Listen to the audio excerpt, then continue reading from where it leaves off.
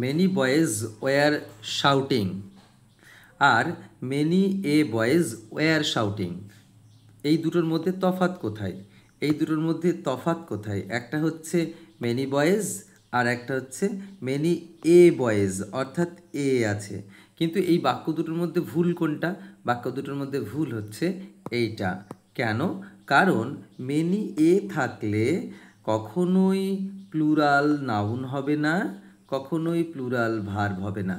অর্থাৎ many a বয় হবে, many a boy, okay, many a boy was shouting, was shouting। তাহলে many a boy was shouting কখনোই plural হবে না, এখানেও নাউন প্লুরাল হবে না। কিন্তু many boys were shouting এটা প্লুরাল নাউন হবে, প্লুরাল ভার্ব হবে। মিনিংয়ের দিকে কিন্তু দুটোই সেম।